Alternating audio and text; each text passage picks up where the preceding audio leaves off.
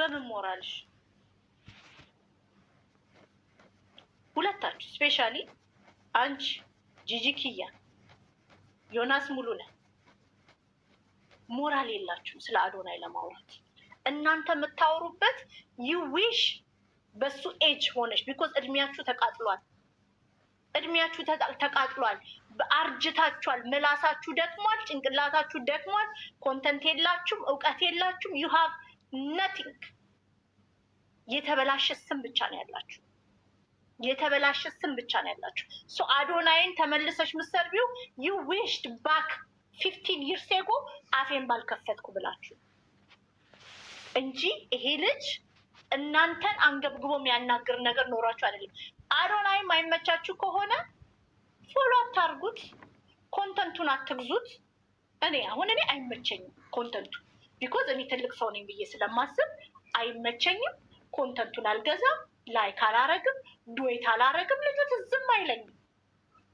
ዛሬ ስለ አዶናይ ማውራት አለብኝ ብዬ ሳስብ፣ ትናንትና ሳስብ ከጃኒ ያላቸውን ነገር ሳይ ጃኒ ሴት ሆነችብኝ።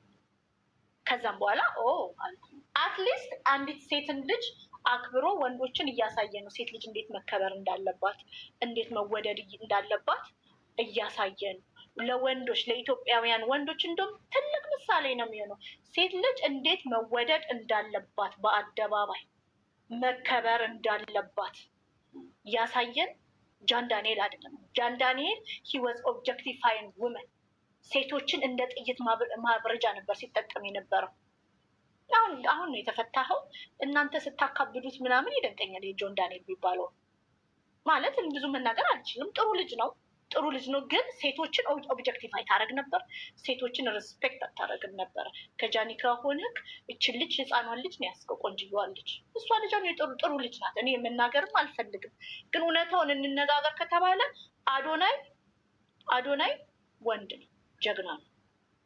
በቃ ጀግንነቱ ምን ጋር ነው? ሴትን ሪስፔክት ማድረግ፣ ሴት ልጅን ሪስፔክት ማድረግ፣ በአደባባይ ሪስፔክት ማድረግ፣ ዲዘርቭ የምታደርገው ላቭና ኬር በአደባባይ ያሳየን አዶናይ ነው። ይመችሻል? በአደባባይ እልል ያለ ፍቅር ያል ነው። አይመችኝ።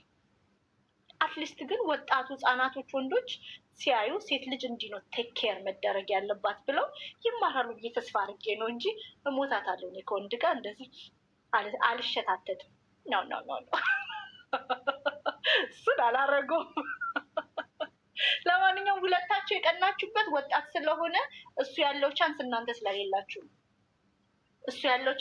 ስለሌላችሁ ያ እውነታዊ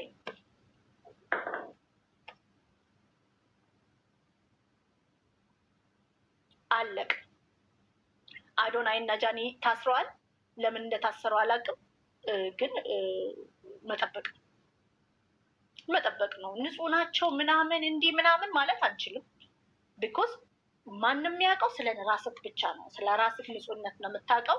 ስለ ሌላ ሰው ንጹህነት አላውቅም፣ አልታውቅም። ስለዚህ የወስኖን ማወቅ አለብን። ያ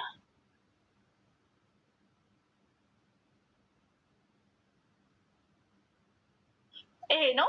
ለምን ታሰሩ ምናምን አላውቅም። ጆሲ ታስሯል። ጆሲ መታለች። ለዛ ነው የጠፋሁት። እችን 3 ቀን በጆሲ ምክንያት ነው የጠፋሁት። ጆሲ ታሰረ።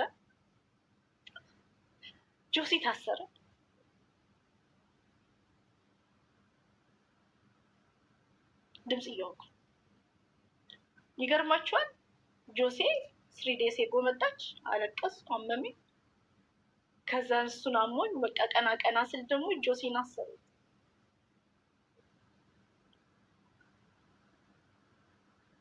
ፍሪ ጆሲ